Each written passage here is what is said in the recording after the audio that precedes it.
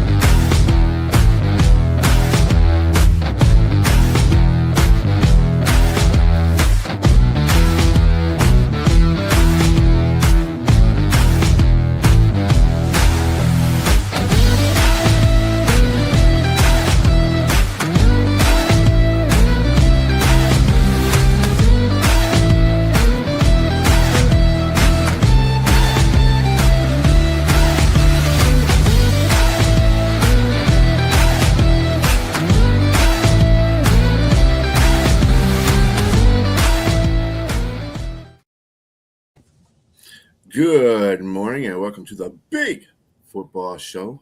I'm your host, BA. And of course, I have with me Jack Hirsch and Keith Engel. James Martin shall be with us momentarily. He's having technical difficulties. But, Sunday morning, what can you expect? Right. How you fellas doing this morning? I hope everybody's doing great. It's snowing here. I don't know what's going on over there in your neck of the woods, but yeah. Cold, yep. Anyway. Winter. Let's get into go ahead, Keith. Just winter. Yeah, it's winter. Yeah. What do you expect? It's December. Anyway, getting to college football, we had a whole bunch of conference championships going on last night and Friday. The big ones were basically two of them were played at the same time, but then we had the Big 12 and the MAC championship earlier in the day. They had Conference USA Friday, Sun Belt Championships Friday, of course, Mountain West Championship Friday, I believe, yeah. And then and the American Athletic Championship also was played on Friday. Let's start off with the one that's going to cause a lot of chaos because that's what Keith wants, chaos. We're going to get it. The ACC Championship. Duke beats number 17 Virginia 27-20 in overtime. Wow. This isn't Virginia was awful. I think it's very good that Virginia didn't win this game and go represent the ACC. And they're better off with no representation than that team because that was not a good football game last night. And I don't know what Duke came out a winner, but I don't know what they were doing to get clock management at the end of that game. They should have never even gone into overtime. Virginia didn't play well. Duke was fired up. They played very aggressively, went for like every fourth down. It felt like that they had. And congratulations to them. This isn't the ultimate chaos because if BYU would have won yesterday, then you would have had the ultimate chaos because more than one or two teams would be pissed off today. There'd be another one added. But it was a fun Saturday. I watched a lot of most of all the games. We had to pop out a little bit to go see Santa Claus, my granddaughter, but we saw most of it. And a better day of football than I would have expected when these games, too many of these games don't mean enough. But fun, good. Congratulations to Duke, and go enjoy the bowl game you go play in because you're not playing in the playoff. Yeah. Go ahead. Duke was calling, for playoff berth after winning the ACC championship. But they have 5 losses, and according to you, Keith, they have a less than 1% chance of being selected. I think the chances are higher than that. I mean, 1% means no chance at all in reality. But by winning their division more or less, I mean, realistically, do they really have a puncher's chance of getting into the playoffs? No. I say no. You're not putting a 5-team loss. You're not putting a 5-loss team in there if you can avoid it. Which again may help Miami. I mean, I was going back and forth whether this game actually helped Miami yesterday with Duke winning, and I don't think it does. But because one of the chances Miami might have today is if the committee doesn't have the taste for leaving the ACC out altogether. Because I don't think you can put this team in to represent the ACC, and this is they've got to do something so that we get the best teams. If you're going to give these guys automatic bids, we got to get the best teams, and this isn't getting it done. I don't know what the answer is. I wish I did. Wasn't the answer just go to best 12 teams according to records, and they should be tiebreakers, either strength of schedule, or maybe yet point differential, even though point differential might make things a little ugly at certain games during the year. I don't want to really lead the little guys out. I don't want to lead the Tulanes and the James Madisons. I want to give them a fighting chance if I can, right? So to me, the best option would be, yes, expand the tournament, but let all the conference champions in. Let them all in, like they do in basketball. It's only 9. It'll be basketball has 64 teams in March Madness. How many games can you play in football? You can play. They could go to 24 if they wanted to. They could go to 16, give all the conference champions a berth, and still have 5 at-large bids. How many do you need? We're arguing over who's the 12th best team. You know, and if you let all these conference champions in, then pick the next best 5, I think you got a very representative field. But I don't know. I don't know what the answer is. You know what? One thing, and I heard Kirk Herbstreit say this yesterday on game day, and I had talked about it Wednesday night. So I think he must be watching my show. No, I doubt it. He's in an airplane somewhere. These rankings, these playoff rankings shouldn't start 5 weeks ago. Because if you didn't have these rankings and people already positioned, like Oklahoma, if you just ranked these teams for the first time after yesterday, Oklahoma would be out. They wouldn't be in. And maybe Ole Miss would be down further because they, you know. Well, the rankings start before the season and they continue every week. That's, you know, the AP poll is separate and much different. Well, the top of it is, and when you get down to the bottom, the AP poll is a lot different than this college football poll. It doesn't start until like November 11th or whatever the first show was. It's all for TV, right? You know, every week we're going to get these rankings, and unfortunately, you establish Oklahoma benefited because they were immediately put in that first one. They've been on a good roll, I think, and they got into the 9th or 8th spot right away, and they didn't fall off because they played weak competition the last 4 weeks and didn't lose, so you couldn't drop them. Notre Dame, Miami, BYU all should be ranked ahead of Oklahoma, at least those 3 teams, maybe Texas. But the ranking system is flawed as well as the playoff system. I mean, look at it like this. I mean, the NFL, you can get a 8 and 9 team in the playoffs. You know, if they're confident, I mean, if their division is just bad enough. But what they get a home playoff because they're 8 and 9 if they win the division, which I think is a screwed system to work with anyway because they don't deserve that. I don't care if they won a division or not. The teams with a bye. They fulfill their requirement. We have a difference of opinion there, but I think in college it's a little different because you have a committee, and I think they take into consideration ratings, how charismatic a team is. Shouldn't come into play. There's a chance to put Texas in with Arch Manning. They're going to want to do that, whether they would or wouldn't. That's something they'd want to do if Texas was in the mix. Shouldn't come into play, though. I mean, it shouldn't come into play, but let's face it, it does. You talk about today with Notre Dame. There's no way Notre Dame's going to be left out of the playoff picture. I can't see that for the life of me. If Alabama had won yesterday, there was a good chance. I'm sorry, if BYU had won yesterday, Notre Dame would have been out, most likely. But I mean, I don't think either one of them should be out. To tell you the truth, if you want the playoffs to go like to be rated really well, you want both those teams in there because they draw a crowd. You know, they draw the attention. You know, one of the biggest problems is, and before I even say this, let me be clear. When Miami gets left out, I'm not going to be bitching and moaning. They lost to Louisville and SMU with games they needed to win. Go win all 12 games and you don't have this argument. So, or even 11, you don't have this argument. So let me be clear on that before I go further. Second, the next thing is the committee doesn't know what they want. You can't say you want the best 12 teams, and again, I'm for letting the group of 5 have representation in the playoff.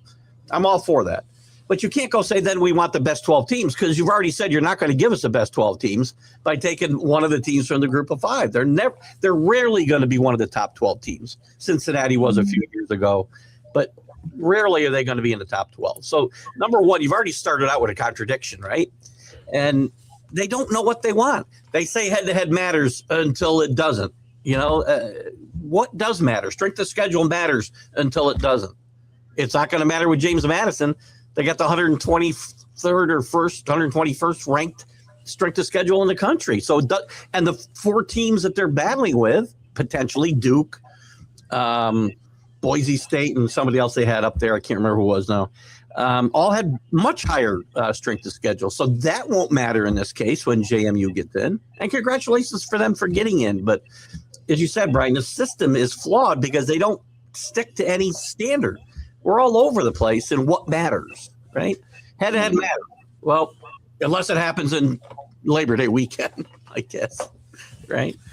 I don't know. I think that college football in general, they don't. It's like they don't have their stuff together. They make these propositions and set all these playoffs and set the NIL. I mean, it's like they don't have their stuff together. It's like they're thinking before they even actually have a plan to put it out there. And this is the whole problem I have with, especially like the ranking system in the beginning of the year. I think has been garbage since the dawn of time. I think they should never put one out there. I think if they let the teams battle on there, you go by the strength of schedule, and the first week you see who these teams play, and then maybe you might have better competition in the first week if you're going by that principle. Yeah. You might have teams not playing crappy teams at the beginning of the season. You might have teams going against each other that count. Big schools going against each other. That way, they're going to get more crappy games with the way they're going because who's going to go play? Why would Texas go play Ohio State in week 1? Why would Notre Dame and Miami play? Ever, if a good loss is better than a win, ever, why are you going to go play those games? Again, I don't know. I wish I had answers. The problem is I've got more questions than I have answers, just like they do. So the Conference USA Championship, Kennesaw State Owls beat the Jackson State. Congratulations, 19-15. Congratulations. 2-10 that team was last year. Yeah. Only a couple years in Division I. Good for them. Shout out to Kennesaw. Sun Belt Championship, Troy 14, James Madison 31, as we said, number 25, James Madison, as a matter of fact. The Mountain West Championship was Boise State 38, UNLV 21. What happened to UNLV? I'll tell you what, they can't play Boise State. That's for sure. They got hammered twice by yeah. They had when I looked at the score the first time, I was like, wow. They did not. I watched that whole game. I bet the over in that game and lost by half a point. But Boise just wanted this game more.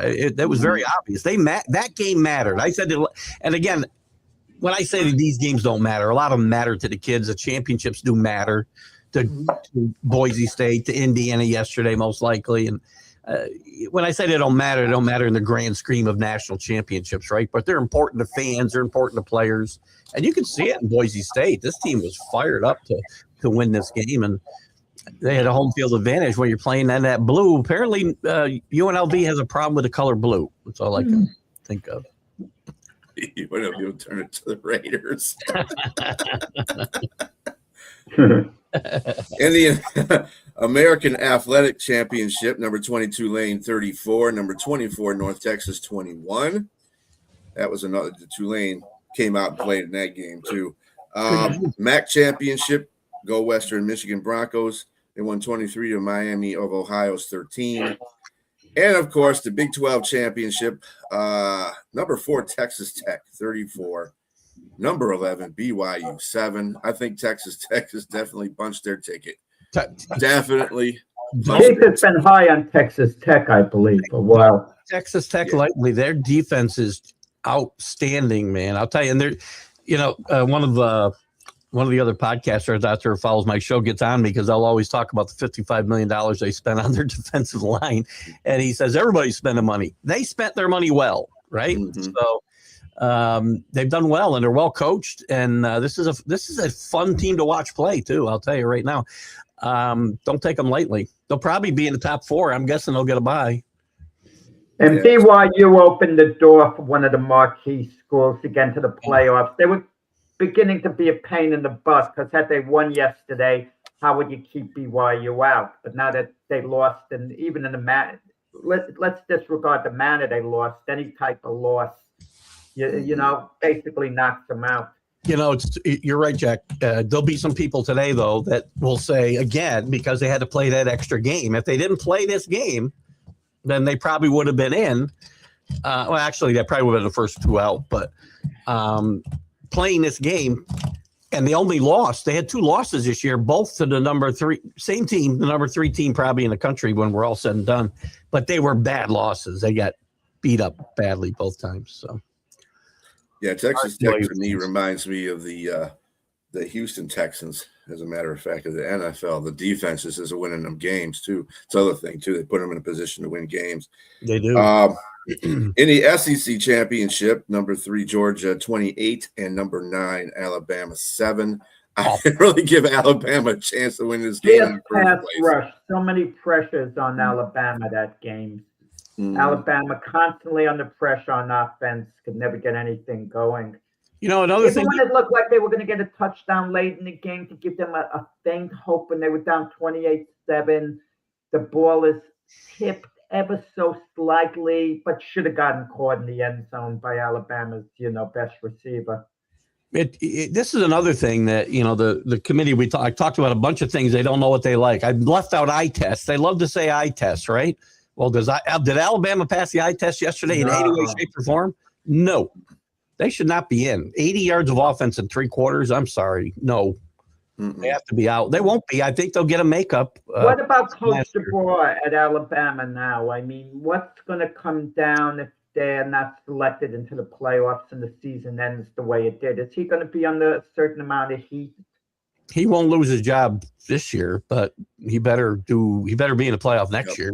Next year, yeah, he definitely has. Beating Georgia earlier this year saves a little bit. It keeps the heat off him a little bit. But yeah, the short leash is going to be very short, right?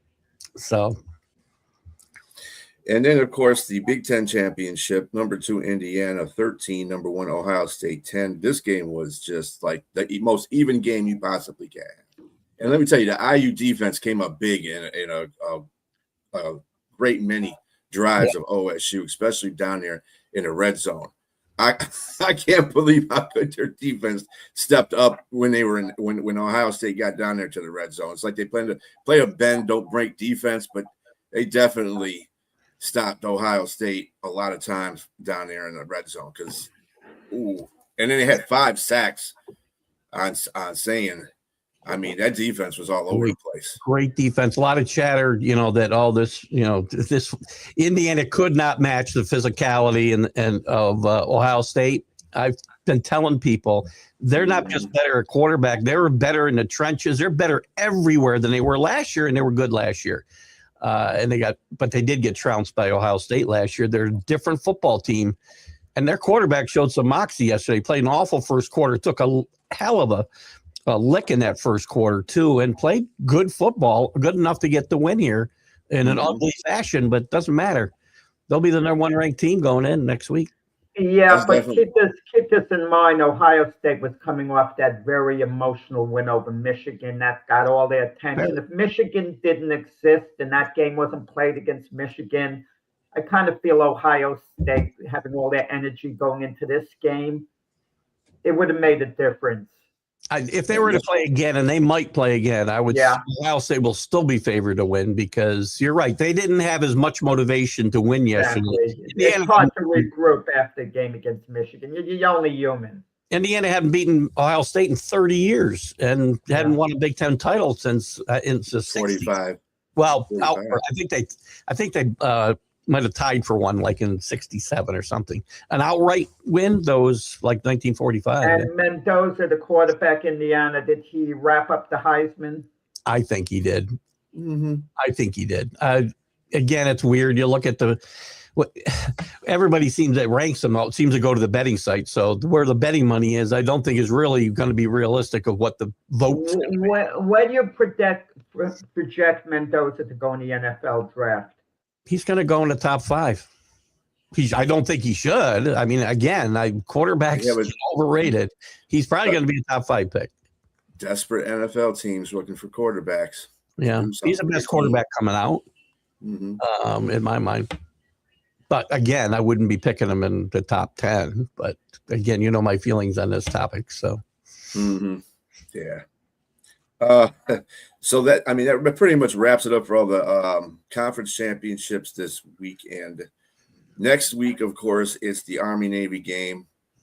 Go Navy, be Army. I just had to throw that one in there. Does anyone care about the Army-Navy game anymore the way they used to? I mean, with the college playoffs, it's on the horizon. They have a standalone stage next week, which I hope they continue to do with all this other nonsense going on. They need to continue to give this game its singular stage. And I think there is. I think this is a highly rated event for CBS and has been and will be. Even years these two teams go in there with 3 wins between them. People care about the game because you're watching something that's true amateurism. We don't see it anywhere else in college sports anymore. This game, that's it. And I think there's a lot of interest in it. Yeah. I've always watched it even before I was in the Navy. I was watching the Army-Navy game. So it's a tradition. A lot of families have. They sit there and they watch that game. It'll be a fun game, though. I mean, it's kind of like the Big Ten championship. Doesn't make a difference what their records are.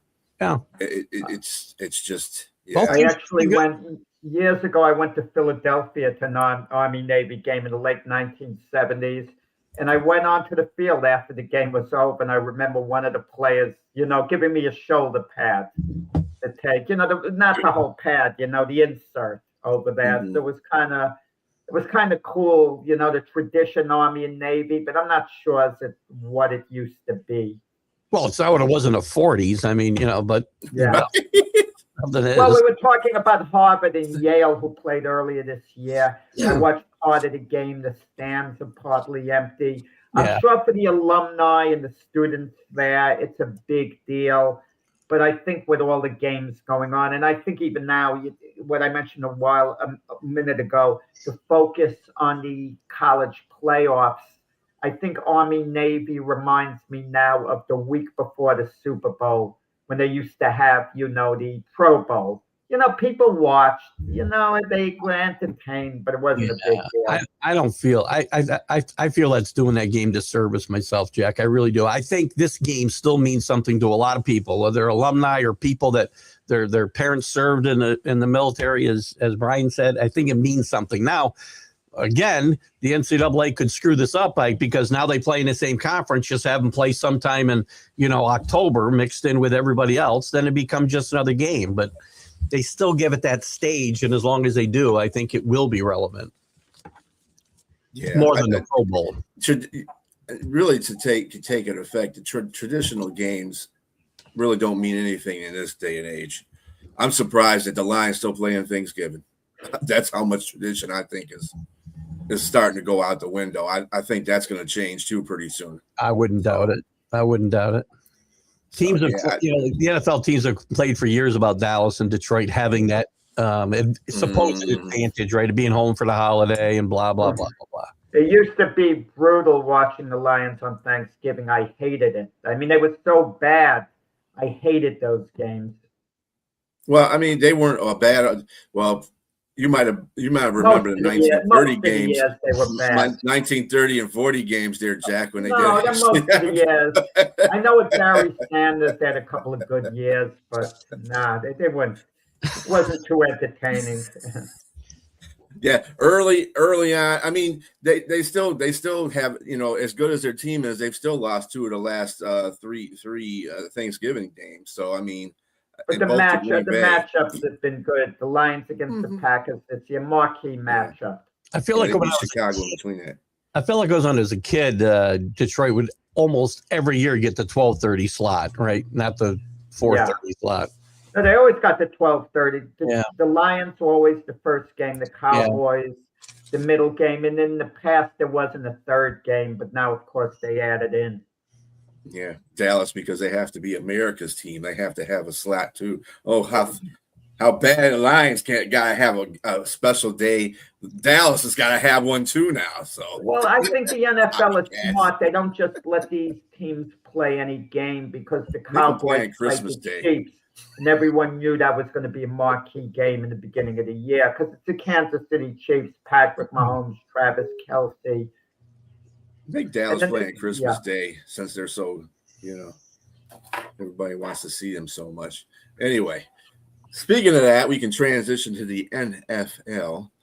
And Thursday, we had the Detroit Lions playing the Dallas Cowboys at Ford Field, and Detroit was victorious in that, thank God. And their playoff hopes are still.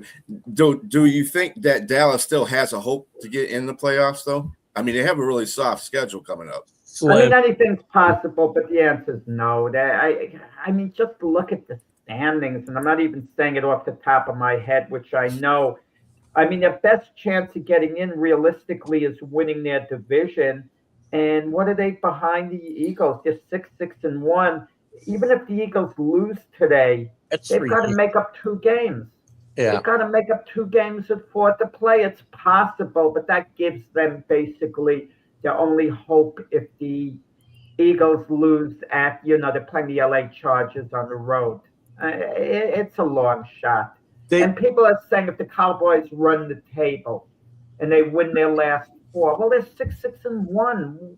Since when are they going to be so good that they're going to run the table? And I don't care who they're playing, weakness of schedule or whatever.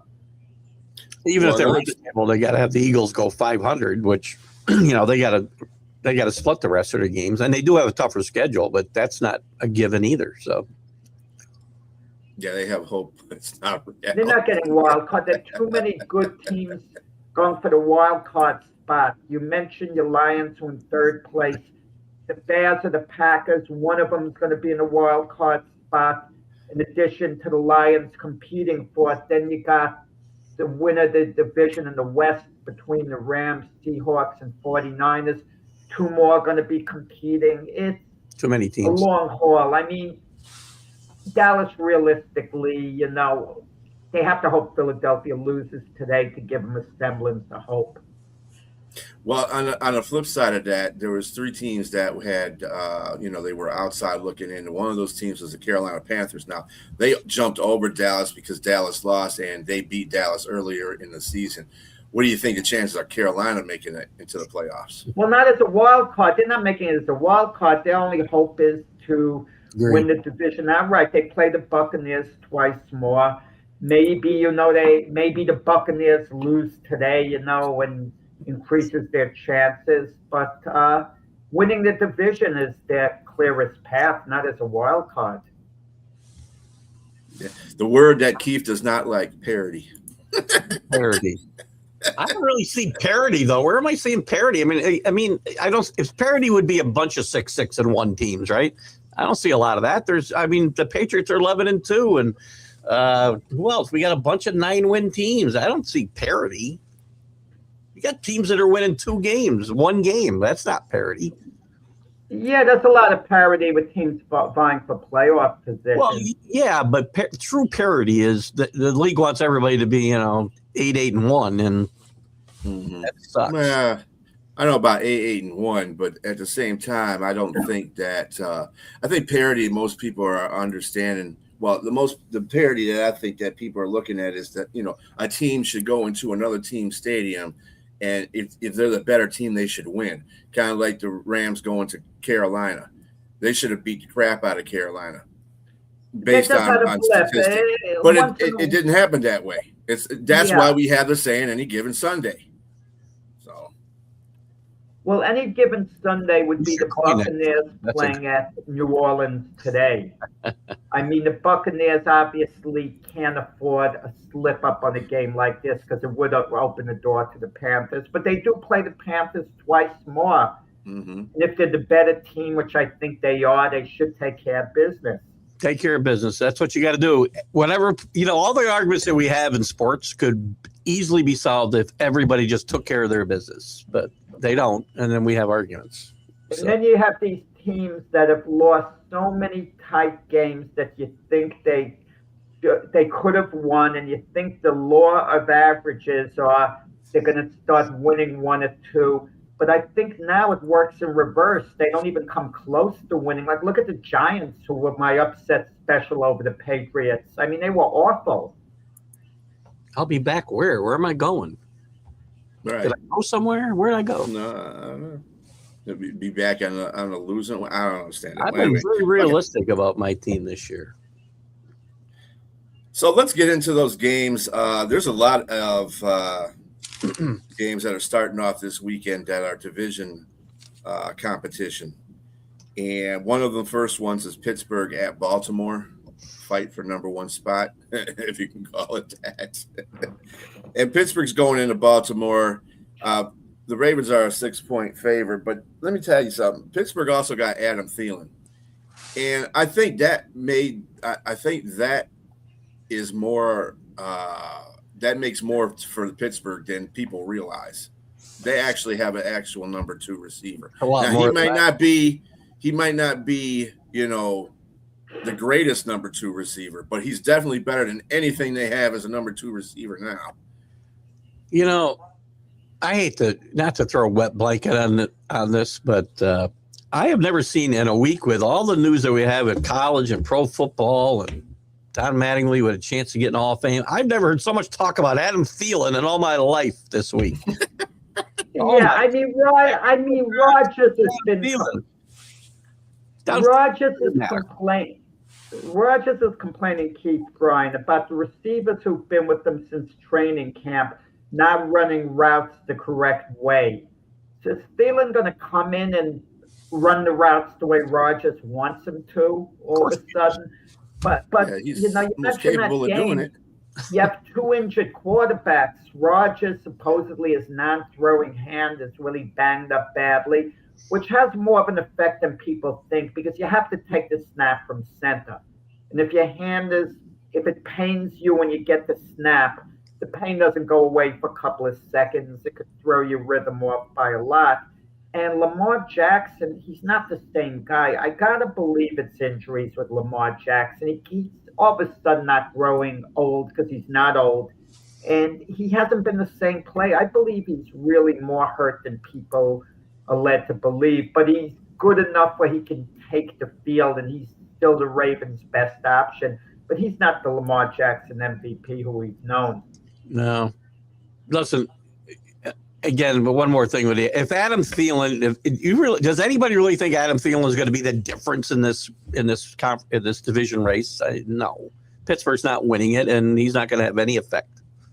None. Well, with DK Metcalf and Thielen, that gives Rodgers a couple of targets. But with Pittsburgh, it's been their defense that's never fully shown up this year. And now there's the Mike Tomlin drama, whether the Steelers are going to pick up the option for the second year, because if they don't, he's under contract next year for 1 year. And I'm not against that. I hate the mentality of people who think a coach is a lame duck because he has 1 year left on his contract. That's pure foolishness that the media put out that narrative and everyone just buys into it. He's absolutely no one is a lame duck coach when they have a year left on the contract. Because if you're an owner, you would be an absolute fool if you have any doubt to extend the guy and then have to pay him when you let him go. I mean, well, I kind of disagree a little bit with Keith about saying that Adam Thielen's not going to make a difference on that team. I'm not saying they're going to go to the Super Bowl. I'm not even saying they're going to win the first round of the playoffs. But during the regular season, when you don't have any legitimate second receiver on that team at all, you keep fishing through a whole bunch of them, and you got somebody that can settle that. He's a veteran. He can run his route still. He was playing really well with the Panthers before the Panthers let him go to Minnesota. That's because the Panthers had a whole bunch of young talent on their team that they needed to get out there, which was good for them. So, I mean, this is a team full of old folks, basically. and you might as well just continue the parody on that front. Who had Adam Thielen as a hot take in Week 14 on their bingo card? Because I didn't. Yeah. Well, let me ask you guys this: what would you put the odds on the Tomlin-Rodgers combo coming back next year? Zero. I mean, it's highly doubtful. Like, I mean, maybe Tomlin. You never know with Rodgers. Let's see how the year plays out. But it just seems like the Steelers are hanging on. They seem to have this division locked up a couple of weeks ago. Then they get upset by the Bengals, and it opened the door, for the Ravens, who actually were 1-5. That's unheard of. A team that lost 5 games in a row is now storming back, and now technically the Ravens in first place. And the Bengals only 2 games back. And the Bengals, if they win today, a very tough game playing at Buffalo, they're going to be 1 game behind either the Steelers or the Ravens, and they will, have their sights set on the leader. And the Bengals have been known to make these late rushes, so they were left for dead. And look what could happen. Well, Cincinnati has beaten both of those teams without Burrow. Well, once without Burrow. So that's a good call, right? That's the beauty of the NFL. Unlike college, if this was college, those teams wouldn't have a prayer going to the playoffs. But in the NFL, you can have a division winner who might wind up with a 9-8 record there, maybe 8-9 even. Because that's what Metcalf does, Carlos. You understand Metcalf's career. When he came out and came into the NFL, I thought he was the next Calvin Johnson because he had the speed, he had the height, and he had the hands. And you just got to watch it. He's one of those guys, like, if you don't get him involved in the game early enough, he fades. He will not be part of anything. He won't block. He won't catch a ball. It's like, dude, what happened? And if you get him involved early in the game, he's lights out because you got him involved in the game.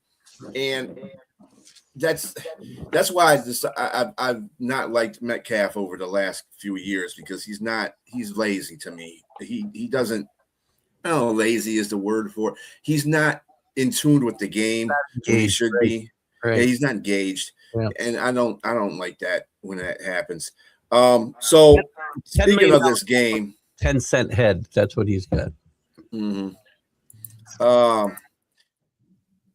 In this game, Pittsburgh versus Baltimore, who you got there, Jack?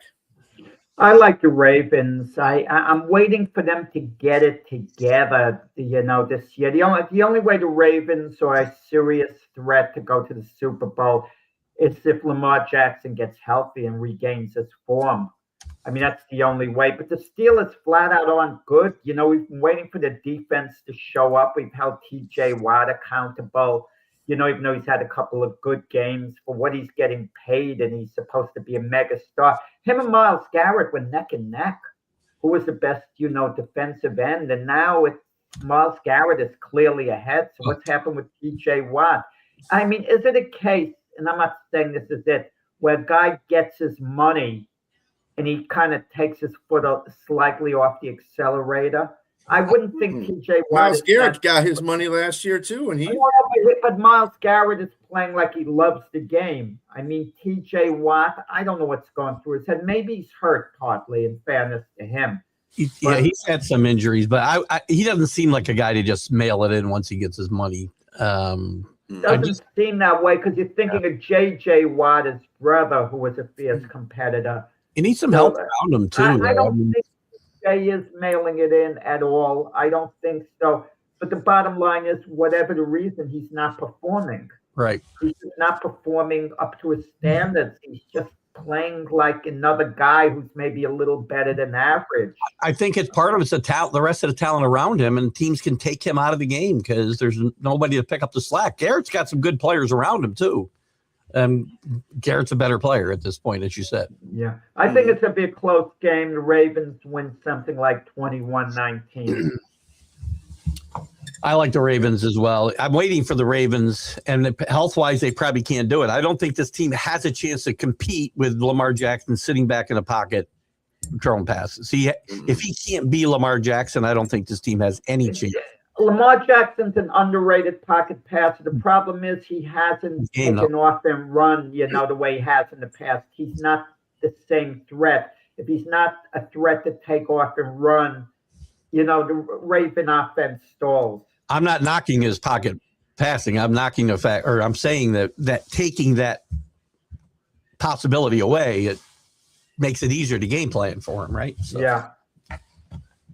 Well, I'm taking it. I'm going to ride with my Thielen. I'm riding with Thielen. I'm just going to go with Pittsburgh until Thielen shows me he can't do Thielen it. I didn't know Thielen was totally that big of a difference maker. I mean, when Thielen catches one pass for 6 yards, I hope we're talking about him all next week too.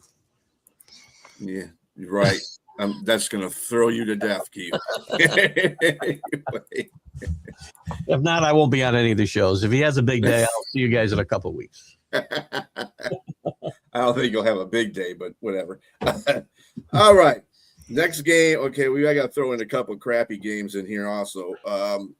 Seattle is going to Atlanta. Is anybody really giving Atlanta any chance in this game? I don't give no. I watched the full Falcon game last week from beginning to end because they played the Jets. Oh, that was painful. And it was a pitiful how they won special teams. The Falcons lost the game on special teams. They botch a punt, and then the Jets get the ball on the Falcon 2-yard line, and Tyrod Taylor hands it off, and they get a touchdown, and people are thinking, the Jets scored on a possession, which technically they did. There were other foul-ups on special teams. There were so many drop passes by their receivers. Kyle Pitts is dropping a pass, a couple of the wideouts. That's not unusual. I mean, they were just bad. Just bad, the Falcons. Not that the Jets were much better. Someone had to win the game, and the Jets fortunately won it. But maybe they rebound. They were at home, and Raheem Morris is under a lot of pressure here in Atlanta, which he should be. And Atlanta's, they're not in the mix anymore. I think I'm surprised. The only way if they ran yet. the table, they're not catching the Panthers and Buccaneers, because the Panthers and Buccaneers play one another twice, meaning even if they go 1-1, they create more separation. So there's no late rush if the Falcons run the table. The only mystery is whether Raheem Morris makes it through week 17. That's about the only thing to watch for in Atlanta now. He's gone. Firing him wouldn't make any sense at this point of the year. Let him play the year out and see what transpires. Well, yeah, they keep going through these games and he loses and they ain't firing. They might as well let him ride out the rest of the season. Then they can fire him in. I mean, well, then they can take him out. Expected him to say.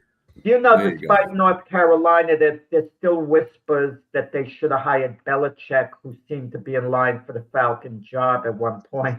And then they went to Raheem Morris. Because supposedly, Robert Kraft is buddies with, the Falcon owner. And they had a discussion, and Kraft gave his opinion on, his relationship with Belichick. Well, they would have had a better chance to win with Bill Belichick on the sideline than Raheem Morris. That's all I'll say. You can't judge what, and people will do this. Good thing they didn't hire Bill Belichick. Look at that mess in North Carolina. You can't say it would be the same situation, right? Either way, he could have came to Atlanta and messed that situation up. You don't know until he's actually the coach. Right. So it couldn't have been any, but I agree with you. It couldn't have been any worse. Right. Yeah. It couldn't have been worse. Right. This is true. That is true to the point. Another great game that we're going to be able to see today. The Tennessee Titans at the Cleveland Browns. Shedeur Sanders gets the start again. Who you got there, Jack? Yeah, I think it's going to be a close game, but I like Cleveland. Of course, the two stories, Myles Garrett going after the sack record, the quarterback situation. I find it extremely intriguing that the rebirth of Deshaun Watson. He's going to be back next year on the Cleveland roster. They announced he's going to be back because logically his contract is too big. They can't trade him. They can't take the cap hit releasing him. You want to know something? He's been reportedly a great influence. He's been, great team player, tries to help the young quarterbacks, and they seem to like him there. And if Deshaun Watson can regain, a semblance of what he was, their quarterback situation is solved, at least for next year. Because let's remember, Deshaun Watson was one of the top 5 quarterbacks in the NFL at his best. Way. But let's see. But I wonder whether Deshaun Watson is going to see the field for one game this year. That's what's making it intriguing. And of course, we're following Shedeur Sanders. If Shedeur Sanders doesn't play a good game against the Tennessee defense, I could see them going to Dillon Gabriel next week. It won't be Deshaun Watson. I'm not going to get into Deshaun. I mean, Deshaun Watson has been put on the 21-day, list. So Keith is a hater because of Deshaun Watson's transgressions. But I could tell you, Keith, there are a number of guys who are in the sports media got coaching positions that had transgressions. The Browns are bringing Deshaun Watson back next year. They announced it, that he's going to be on their roster. I'm not speculating. I'm just reporting what they said. Why do we have to whitewash what Deshaun Watson is? He's a person with zero character and a disgusting human being. I wouldn't have near my.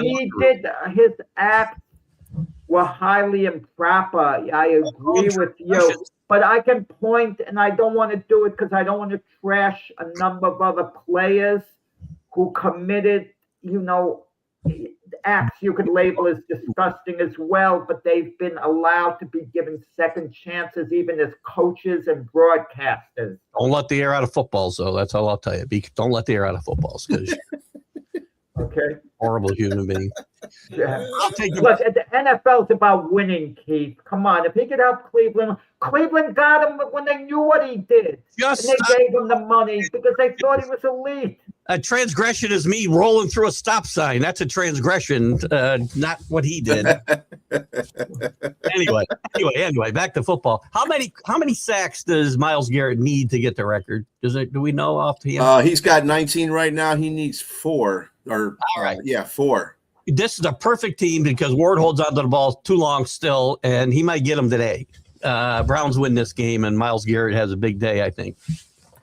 Mm-hmm. I think he's going to continue to have this big days in the next few games. The best play in the NFL, position for position, is Myles Garrett. Position for position. You made up for your transgression comment now. That's right. I mean, that's like pound for pound in boxing. He's the best player in the NFL. And what makes it remarkable, Myles Garrett's year, guys, he's doing it with a team that's got no hope of making the playoffs, a losing team where certain players, and he has a big contract, certain players would shut down a little. He hasn't shut down. He's played it hard week in, week out. How does Danny manage to put those two things together? Right, he's right, Danny. He's right. The Patriots act with cheating, this and that. You condone that, Keith. You condone this, and you took credit when they win. But meanwhile, you're putting down, other things. Oh, my God. If you ain't cheating, you're not trying. Keith goes by that motto with the Patriots. I like that about it. If you ain't cheating, you ain't trying. We just did it better than anybody else. That's all. Yeah. So let me ask a question. I don't mean to really stay on Cleveland this long either, but if Myles Garrett goes nuts, to put it mildly, for the next 4 or 5 games that they have, and he just destroys that sack record, should he be the MVP? No, absolutely not. Not a chance. Not a chance. If it was the best player award, yes, absolutely. Yeah. But how valuable is he to Cleveland? Anyone? It's got to be a team that at the very least contends for a playoff position. Let's say they don't make it, but they're in contention until the last week of the season. Okay, but no way. No way at all. I find myself in the awkward position of agreeing with Jack on this topic. It's most valuable player. They could lose with or without him. They do have a Defensive Player of the Year award, right? I mean, he's going to. Yeah. He should get that, absolutely. Oh, he'll definitely get that. MVP has got to be, you have to at least be, as Jack said, a contender of some sort. Contender, at least. Yeah. Well, you never know. It's everybody's pretty close in that division. Cleveland could take a Shador rocket and go up to the top. And I'm picking Cleveland to win this game. I'm getting off this subject. I got Cleveland. Cleveland somehow runs the table, and they lose out by one game at the end. But when the final week of the season, they're somehow mathematically alive. Then, of course, we revisit Myles Garrett MVP. But that's not going to happen. Cleveland and Adam Thielen. Now, who nobody talked this much about these two things? Adam Thielen. Yeah. Right. Wait. What happens if Adam Thielen is sensational and the Steelers, carries him to the playoffs? I mean, should he be an MVP? It's like Beetlejuice. I shouldn't even bring up this. No, Danny. A-Rod also was in the last place team, and he got an MVP. And neither Trout or A-Rod should have gotten MVPs because they won last place teams. That's the total farce. Agreed. Check Steve putting up. I'm trying. The Browns are news. That's all right, because the next one we won't have to. You will not hear Cleveland in this next sentence. Okay, We're getting heckled. We're getting heckled in the comments here. No. I just want to say Shador Sanders, Deshaun Watson, and Myles Garrett. They have three intriguing stories. How many teams have three stories like that? Too. No one. Let me see if I can shut them off here. Hold on a second. Yeah, I'm off. Let's move on. Really? Check. So let's move on to another team that probably shouldn't be mentioned too much either. Two teams actually. The Miami Dolphins are going to play the Jets. Miami's favored by 2.5. Who you got, Jack? It reminds me a little of the movie Rocky, the one that Mr. T was in with Clubber Lang, and they asked him, can you imagine they asked Mike Grable, are you concerned with the Dolphins playing the Jets? And what Clubber Lang said about Apollo Creed training Rocky, one has been, like training another. That's basically what it is. Look, the Dolphins have a little flame going. They've won 3 in a row, and you know what they've done? They've quieted the fire Mike McDaniel's talk. Now, McDaniels is suddenly, at least for now, off the hot seat. And if they win today 4 in a row, he's not on the hot seat anymore because the owner, Steve Rush, reportedly likes him, wants a reason to keep him. And the Dolphins are playing hard, give them their due. And in fairness to Aaron Glenn, the Jets have been playing hard as well. Their defense has been decent throughout the year on balance. But Tyrod Taylor, I mean, they have Breece Hall. If the Dolphins stop Breece Hall, it could contain them, which I think they should be able to do. That's going to be their game plan. What wideouts do they have? Adonai Mitchell, the reject from Indianapolis, who still might be a good number 2 receiver when Garrett Wilson comes back.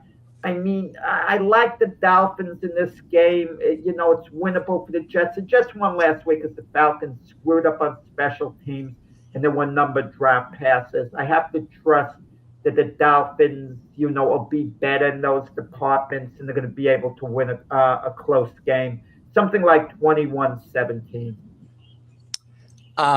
Jack is right again. McDaniel's done a good job of getting himself off the hot seat. I've been very harsh on this guy for a couple of years, and he's done a good job here. They're going to win their 4th in a row here, I think. They run the ball really well. Etienne's one of the top backs in the league, and I think they've really committed to the run a lot more, and Tua's played better.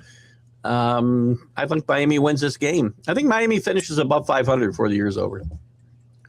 Of when Tua came out of Alabama, did you think he would be a lot better than he's turned out to be? Because I'm not sure what to make out of him.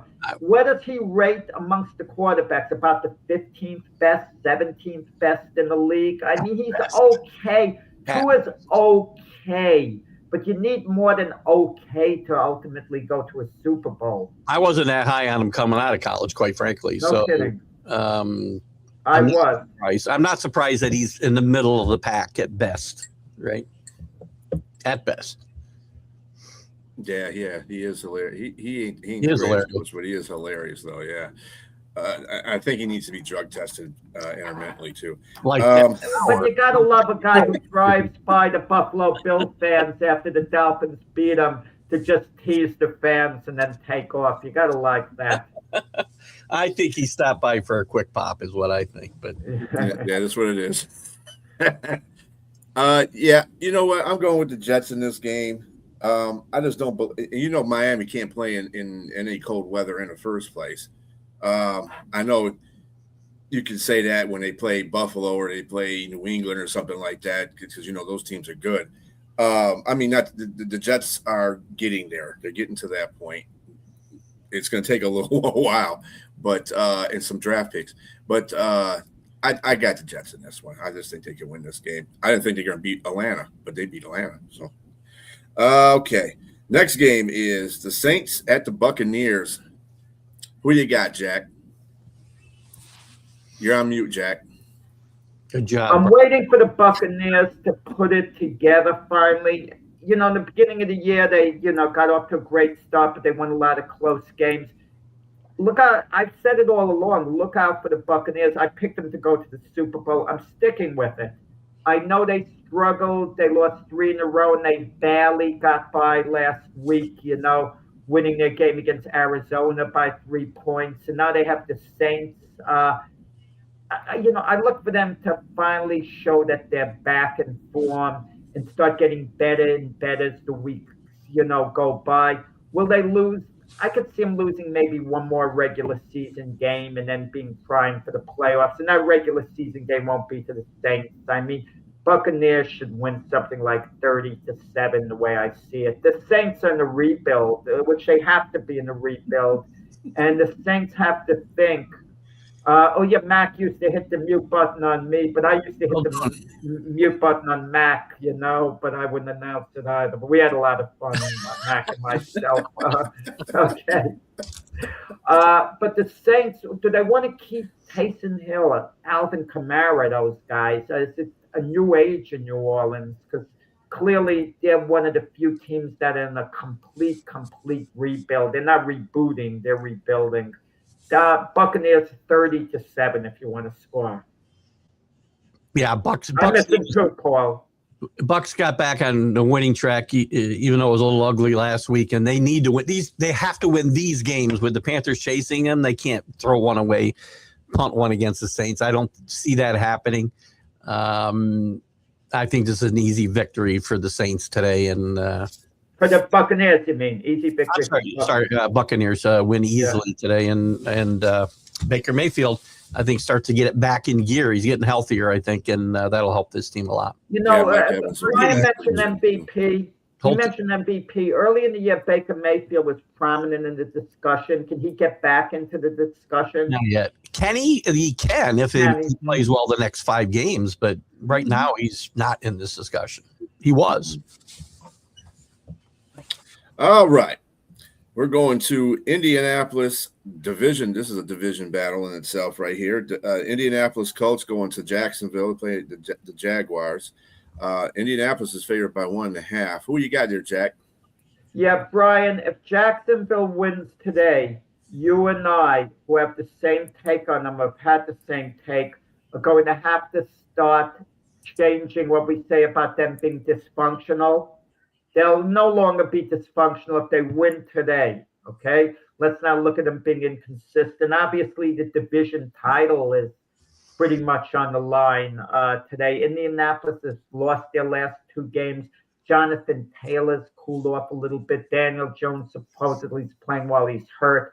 Sauce Gardner's out for Indianapolis today. That might make a difference. But I'm going to go with Indianapolis to go into Jacksonville and win and recapture their form because the 2 games Indianapolis lost, they were very competitive. Those were winnable games. It's not like they're falling apart. But this division that Indianapolis seemed to have locked up early in the year, all of a sudden they're in second place. And things are only going to get worse because you don't only have Jacksonville in that division who'll be ahead of you, you have Houston. So at the end of the day, they could be in 3rd place and in actual danger not making the playoffs. But I look for Indianapolis to kind of rebound and win like a 28-23 game. And I look for Daniel Jones to play well today, actually, to play well in this game. It's funny. I've been in the same camp as you guys with Jacksonville. I seem to pick against them every week, and they seem to beat me every week. They did lose at home to a good Seattle team a few weeks ago, which was their last loss. They've won 3 in a row. playing good football. Trevor Lawrence still hasn't proven to me that he's, They did lose to Houston, though. yeah. I think Houston's a team to watch out for in this division, if anybody.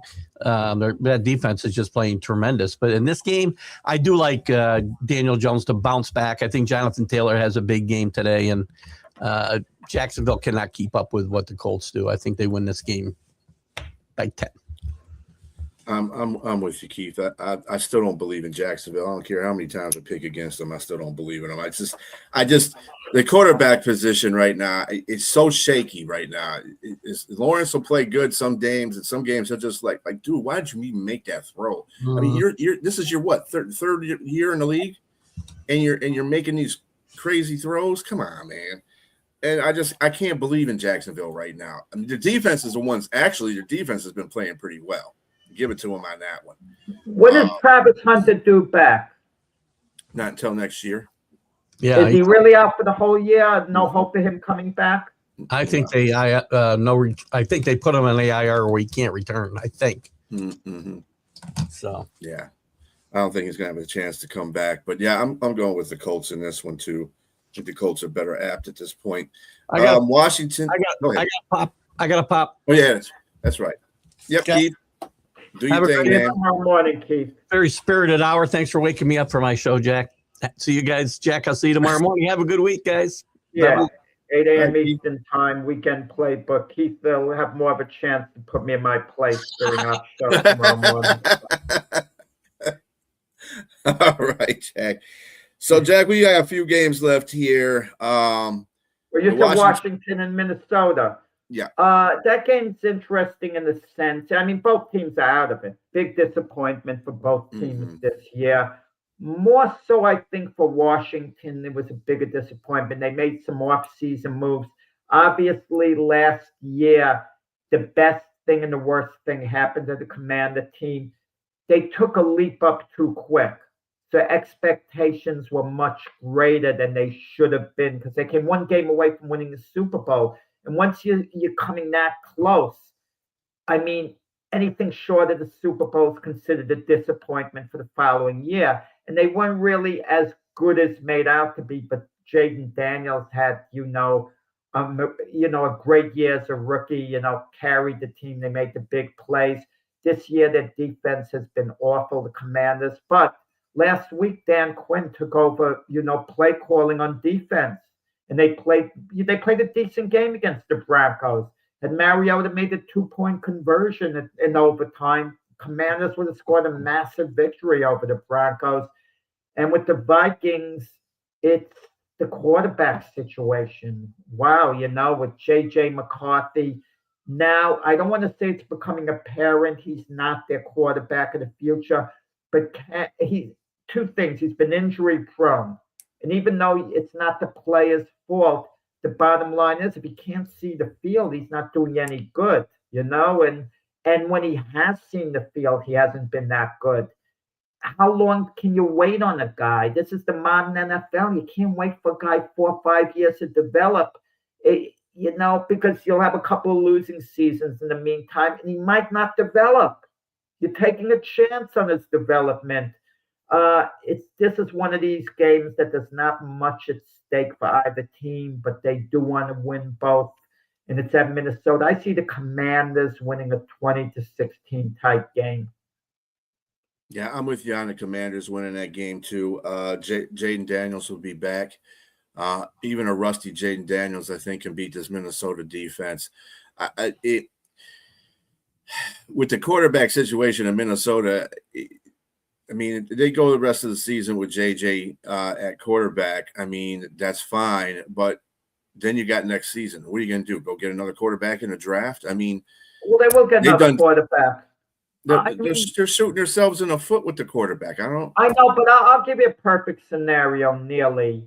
If they want to they're going to bring in a veteran. I don't think they're giving up on J.J. McCarthy. I could see them bringing in someone like a Jameis Winston, who's maybe capable of being successful still, okay? And it's kind of like what the Colts did with Daniel Jones and Anthony Richardson. kind of there'll be some type of competition, and then Kevin O'Connell will decide by the beginning of the season who's the guy who gives us the best chance of winning. I don't think they're going to go with J.J. McCarthy over any other quarterback on the roster unless he gives him the best chance of winning. I hope they don't go back to Kirk Cousins, the Vikings. I really don't, because I saw him play against the Jets last week, and he can be effective still to a point, I didn't even actually put the blame on him, the Falcons losing to the Jets, because he made a few good throws where balls were dropped, in fairness to him. You're wasting your time with Kirk Cousins for a year. He might win you a couple of extra games conceivably, but he's not the guy you want going forward. It's like you're putting a Band-Aid on things with him. Not that Jameis Winston would necessarily be the guy, but a Jameis Winston, if he plays well, he could be kind of another Geno Smith conceivably going forward. And Jameis Winston is a great influence, in the locker room with the other quarterbacks. He's extremely supportive of the other quarterbacks. If he's a backup to J.J. McCarthy, he'll do everything he can to help him, like he's done with Jackson Dart, like he did at New Orleans when one of the quarterbacks was put down by the fans. I mean, he spoke up for the other quarterback and even put down a couple of guys on his own team to have the guys back, who's playing ahead of him. He's a real team player. Mm-hmm. And it's exciting when he does come out there. I mean, he's not gonna necessarily win you the game.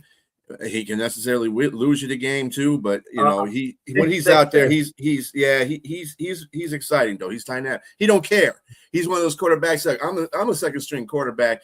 I'm going out there. I don't care if I win or lose. I'm just going to go out there and toss the football. That's what I'm doing. Well, let me ask you this, Brian. I'm a Jet fan who goes back to them since I started following football as a little kid. And my guy was Joe Willie Namath. And I remember before they won the Super Bowl, I went to a Jet Buffalo Bill game a couple of years before. I'm at Shea Stadium. Joe Willie throws 5 interceptions. Now, in this day and age, can you imagine it would be all over the news? But at the time he threw 5 interceptions, so be it. It was reported well. He didn't play well, but no one got hyper. Can you imagine any quarterback throwing 5 legitimate picks in the game? Brett Favre used to throw a share of interceptions, didn't he?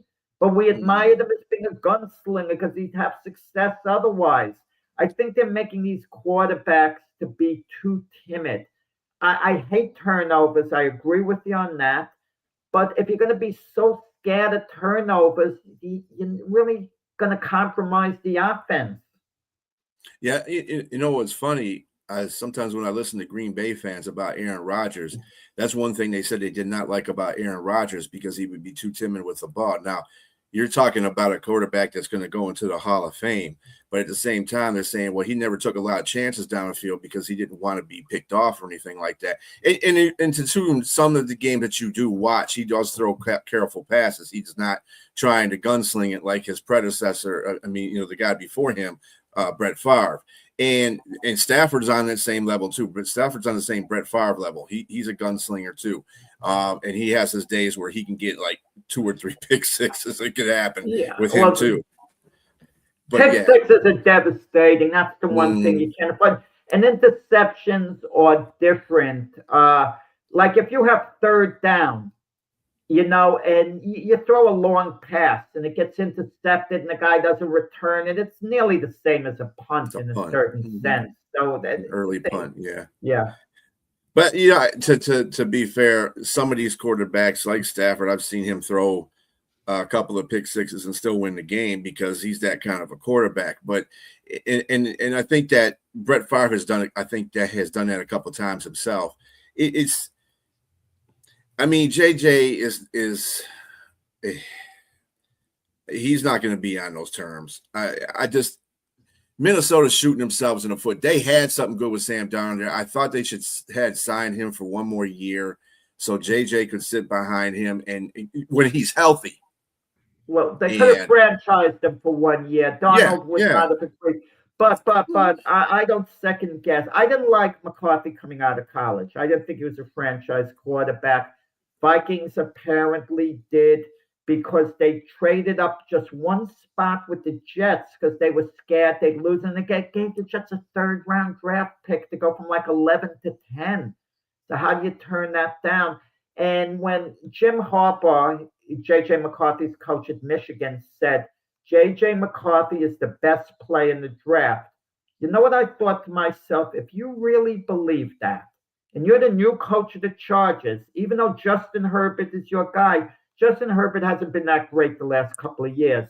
But Justin Herbert, you can get some maybe 3 number 1 draft picks if you put him out there for another team. At least 2 number 1s, maybe 2 number 2s scattered out or whatever. And then you draft J.J. McCarthy if you really believe he's the best guy in the draft. But I think maybe Jim Harbaugh was kind of boosting his guy a little. Look, you're a Michigan fan. You're a lot more, competent to qualified to give an opinion on J.J. McCarthy coming out of college than I am. I mean, I see him play at selected times. You followed him all year. Did you think he was going to be a top-level NFL quarterback?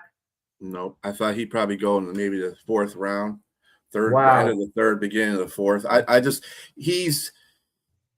He's one of those quarterbacks that you got to have everything right around him, basically, and then you got to make sure you involve him in the game, because he did hand the ball off quite a few times. Michigan had a really good running game when they won the national championship, but he did win some games by his arm too.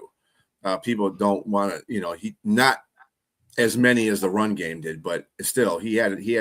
I just don't think that he was an NFL ready quarterback. I think it's going to take him some time to be that.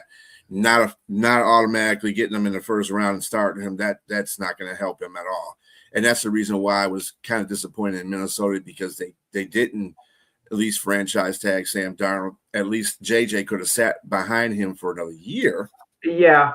And learned something. Sam Darnold was so bad the last 2 games. He was awful. It was painful to watch Sam Darnold the last 2 games. So I don't think people were complaining. I don't think Viking fans were outraged. And but if Sam Darnold, but if hypothetically, if the Vikings did that, they franchise tag Sam Darnold, he would have been starting this season.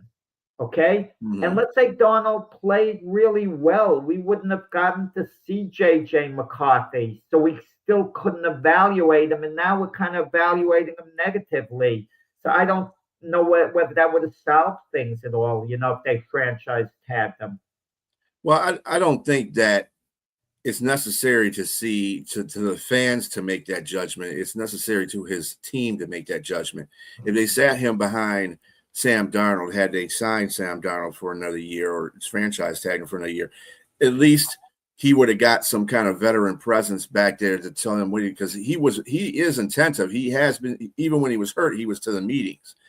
But you actually have to experience it, be in your uniform and hearing the calls and seeing him on the field. And he wasn't really doing that. He wasn't on the field that much. Doing that. He was at the meetings, but he wasn't on the field. And the Vikings have the weapons. Yeah, and they got the weapons. So he should be, people say, well, he should fit. And I was one of them. I said he should fit right in. If he's a capable quarterback, he should fit right in because he's got enough weapons around him. But it didn't work out that way. Justin Jefferson, Aaron Jones. I mean, yeah, they got plenty of weapons. But anyway, I see. I'm also saying the Commanders are going to win that game as well. The next game we got is Cincinnati at Buffalo.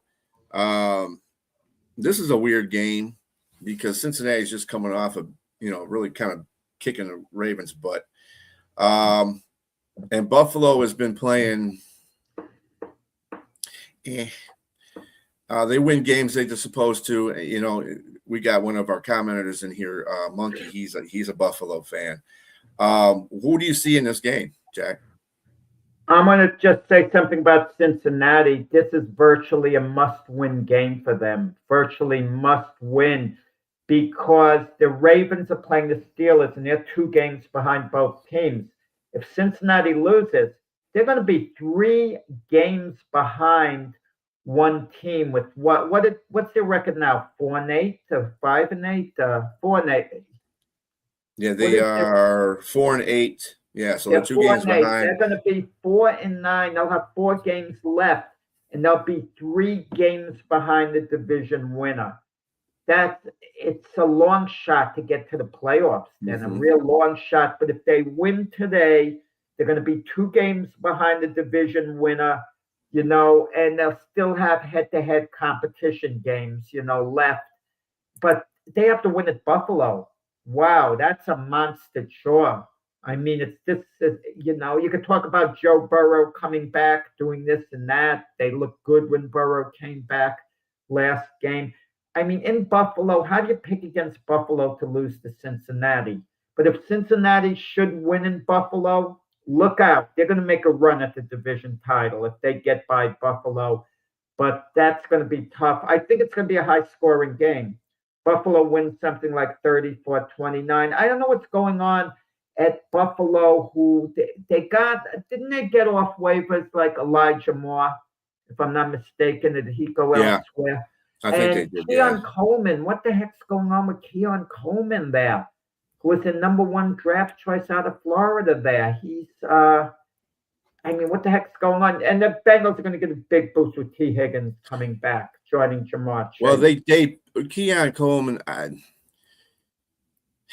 I guess what's going on with him is he's missing team meetings, and he's kind of pissing off the Buffalo front office and coaches and stuff like that. So that's why he sat him a couple times, and he's not been effective. Not really been effective at the beginning of the season. So that's probably improving. He was improving though of his rookie year. But what's with these guys missing team meetings? What's going through their head? The lack of maturity. What is with these guys? I don't get it.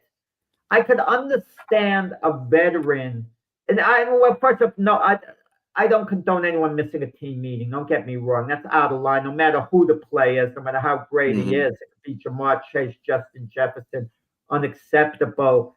But a second-year player like that, missing meetings, and he's on one of the top teams in the NFL. He's not in a bad situation. Yeah, I mean, when they inserted him last week, he did get a touchdown. I don't know if you sit somebody in a corner long enough that they understand certain things. These young players that are coming into the NFL now, they're kind of all over the place. I don't. There's no structure on some of these players like there were back in the 90s and the 80s when they came in and played as a rookie. There's not really much structure anymore, and there's really not much of a ionus on doing certain things in the NFL that they used to do. So I don't know. I think it's just player discipline. That's all it is to it. Brian, the problem is, and this is in all sports, all team sports, for the most part, the owners don't have the coaches back 100%. The coaches should be allowed to discipline players how they want, especially highly paid players.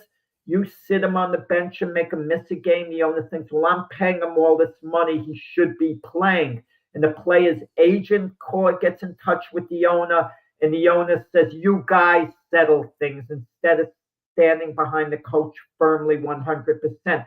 Certain owners are going to do that. Certain coaches have control of their program. Like I believe Dan Campbell, for example, at Detroit, he has complete control. Any decision he's going to make, I got to believe ownership has his back. Correct me if I'm wrong.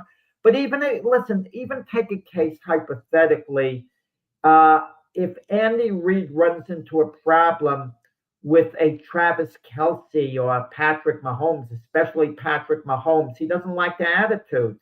And he decides, I'm going to sit them for like a half a game until they get the message.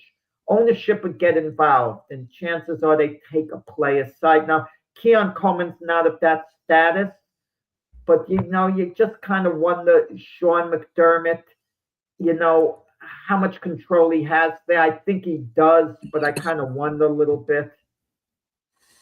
Yeah, I'm with you on that one, Kevin, too. One game is cool, but not two when you have 3 wide receivers on the injury report. Yeah, that's ridiculous. And that's the other thing, too. You're right about the team, how they discipline their players, too, and what they're allowed to do. With Dan and Brad, though, Brad usually runs that show.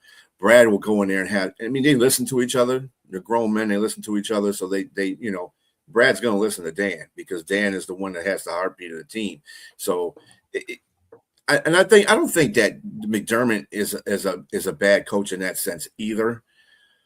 I just think maybe in this case they might overbearing, having Keon Coleman sit out. I think you should. One game is fine. Right, the best message you send to a team, he's on the bench all game, and the other players notice. They notice he's a screw up. That gets the player to toe the line because he's not going to have the support of his teammates. You're not playing. You're not out here helping us. You screwed up somehow. Mm-hmm. Yeah, like I said, one game is fair enough, but I think they overextended that punishment to 2 games. I think they should have done that, especially with the injuries they had. And as Monkey said, they had when their number 1 receiver Kincaid was out. I mean, when it's a mess, they'll be running the ball with James Cook, and the Bengal defense is lacking, as far as stopping the run. So I look for James Cook to have a big day, over 100 yards. Yeah, I think he'll have a great day too. I think Cincinnati's playoff run is going to start and stop right there. Even with Joe Burrow back. And let's see, Denver is going to the Raiders. They're favored by 8. Who do you got in this game there, Jack? Well, the question, Brian, is could this be considered a trap game for the Broncos? The Raiders have talent, individual talent. You could look, Max Crosby, one of the best defensive ends. Ashton Genty, who they drafted. I mean, Brock Bowers, who I think is going to the Hall of Fame, who the Jets screwed up their tight end by not drafting him. So they have individual pieces and talent, but what are they playing for? What are they playing for, the Raiders? The Broncos are playing for home field advantage, getting a bye. Sean Payton's been stressing correctly so how important that bye is. And they're going neck and neck with the Patriots right now for the bye. And it depends who blinks first, the Patriots or the Broncos, to see who, gets in that number 1 position. I like the Broncos to win without much fuss, something like 27-10. The only thing that worries me about the Broncos, I mean, their defense is fine, but those fourth quarters, man, those fourth quarters seem to do something to them, either positive or negative. I need the Broncos to actually just put a beating on one team just to show me that they can make it through the whole game without having to worry about the fourth quarter. You know what I'm saying? Yeah. And this could be the team that they do it, but again, this is a division team. And the Raiders usually play everybody hard in division. They don't win, but they play hard in the division game. So I got the Broncos winning this again. I think 8 points is too much to give up. I think they'll probably win by about 6, maybe a touchdown. I just the Raiders are going to be in the market for quarterback next year. Maybe they'll be in the market for coach. I have to assume Pete Carroll is coming back next year. There's not talk about him getting let go. This has been a disaster of a year. But who's going to be out there for the Raiders? Drafting a quarterback's not going to be the answer, at least for next year. Whoever they draft isn't going to come in and turn their fortunes around. So we'll see who's a free agent, who's not. And it might be slim pickings out there to get like any type of a franchise quarterback. Well, what do you think about this? Cleveland has their quarterback issues.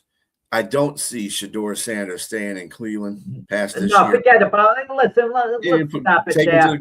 He went in the 5th round. If there was any interest in him, they would have taken him next year. That's true. Listen, would a team take Shedeur they wouldn't have to pay him off the Browns' hands?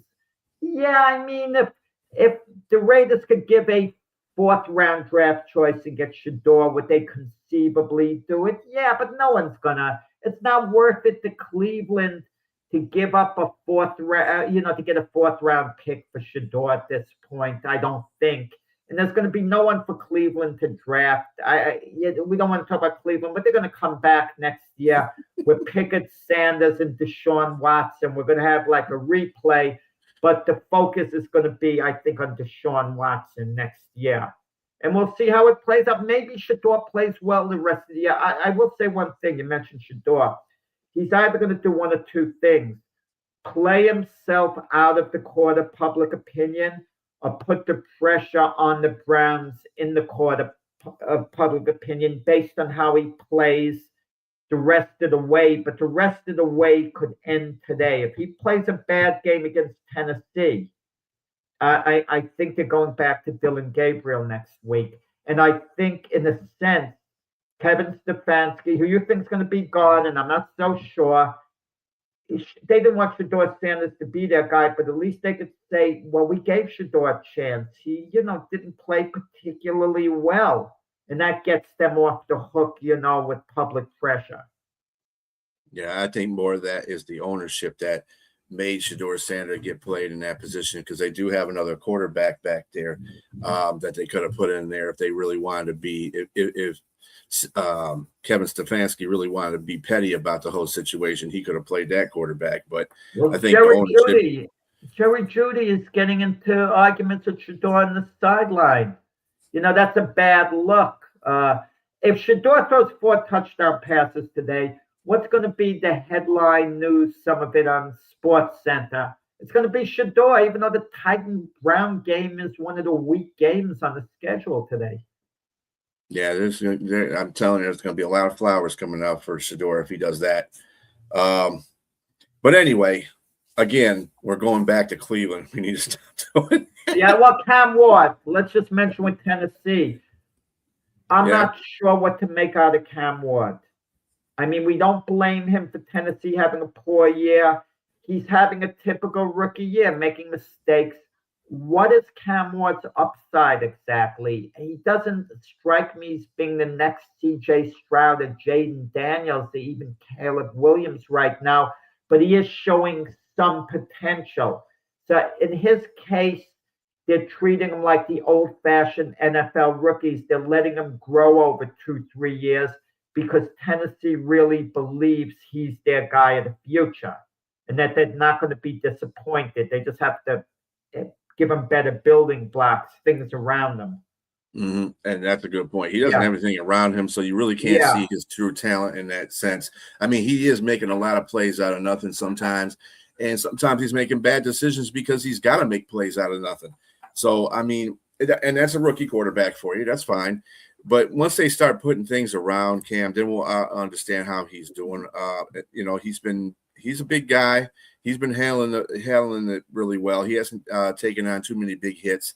So we'll see how he does for the rest of the season. And then maybe next year the Tennessee will get themselves together and get him some more weapons around him so he don't have to feel like he's the only one trying to win the game. And that'll stop him from making a lot of rookie mistakes in his sophomore year. Next game is a big game in the NFC North. We have the Chicago Bears taking on the Green Bay Packers. This is, to me, the next 2 out of 3 games that these two are playing. This is for a division title, to me. So, well, the Packers have that tied game on their schedule from early in the year against the Cowboys, so there won't be a tiebreaker involved, in that division. Hey, I thought the Bears were on this type of run where they were getting every break, winning every close game, just like last year where they lost every close game. They showed me something on Black Friday, going into Philadelphia and legitimately beating the Eagles. Now I've got to take notice. Maybe the Bears are just better than I thought. No one felt the Bears were Super Bowl contenders before the Eagle game. They were just winning games. Great year. They're building towards something. They look like they have a good chance of making the playoffs, but they're not a Super Bowl threat. That was the feeling before the Eagle game. Now, we got to take weapon. The Bears are talented. Odunze, they're really wide receiver.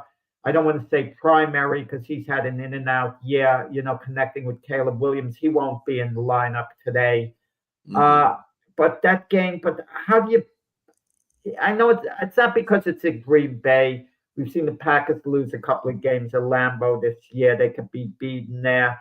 I got to like the Packers in this game, over the Bears. It would be a gutsy pick to say the Bears are going to do it again. They beat the Eagles. Now they beat the Packers. But if the Bears should go into Green Bay and beat the Packers, do we start looking at the Bears as being more than just having a legitimate chance to go to the Super Bowl? Do we look at them, as crazy as this seems, as maybe being a powerhouse team? A No. powerhouse team if they should win in Green Bay. I mean, if they win in Green Bay, that'll be impressive to them. I mean, that means they'll have the stranglehold on the well, not necessarily won't have a stranglehold because they got to win both games against Green Bay for that to happen. But it's a step in the right direction for them to win that the division title. And I just think Green Bay, their defense plays really well every game. But the problem is their offense isn't on. I don't know what's going on with Jordan Love right now. I mean, he plays some games, he plays good, and in other times it's like, dude, what are you doing? And and I don't think Chicago has that great of a. I think they have a good defense. I don't think they have that great of a defense. I don't think they can put enough pressure on Jordan Love to make him make a decision. But again, this is a division game. So I kind of separate what Chicago did with Philadelphia, although impressive, but with a division game with Green Bay, because that's a division game, and it's Green Bay. So I like Micah Parsons to have a sensational game and make life miserable for Caleb Williams, get a couple of sacks, a lot of pressures, and I'm looking for him to come up big. Yeah, Packers 23-14, something like that. Yeah, I have Green Bay in this game too. Green Bay is, let me tell you something, they're a proud organization. They don't like the fact that they're not in the lead in that division, because I can tell you right now, just on a fan perspective, they think they own that division. So they're going to want to win that game. That was Aaron Rodgers during the Aaron Rodgers era. Yeah. And you mentioned with Jordan Love, he got the big contract. They committed to him because they moved up in the first round to draft him when Aaron Rodgers was still really good. And then Aaron Rodgers proceeded to win MVP awards 2 years in a row. So you can't play Jordan Love then. And then Rodgers, that third year after that, was kind of injured, had a so-so year. So they moved on. But Jordan Love had 3 years in. So they knew they'd have to deal with this contract 1 year later. So they paid him as one of the highest QBs in the league based on potential. Mm-hmm. And would they do it over again if they had a chance? Maybe. It's not easy to get franchise quarterbacks. And I guess Jordan Love is their franchise quarterback. But when we talk about the top 10 QBs in the NFL, his name never quite comes up. His name just doesn't quite come up ever. And can you win with Jordan Love as your quarterback? Yeah, I think you can. But yeah, he still has upside. And in reality, this is what? It's like third year, like he's playing, getting full, he's playing his third playing year, yeah. So maybe if we take the mentality, it takes a few years for a young quarterback to develop, that he's coming along well. You can make that argument if you want. I mean, statistically, he's better than average. If you just go by the stats, I mean, when I go by my eye test, there's still things that in your third year you should not be doing, like overthrowing a wide open receiver. Yeah, that stuff has got to stop. I don't understand how he does that. He's got talented receivers on there, though none of them are really number one receivers, but he's got like Christian Watson. I've seen him overthrow him a couple of times, and he's wide open. I mean, wide open.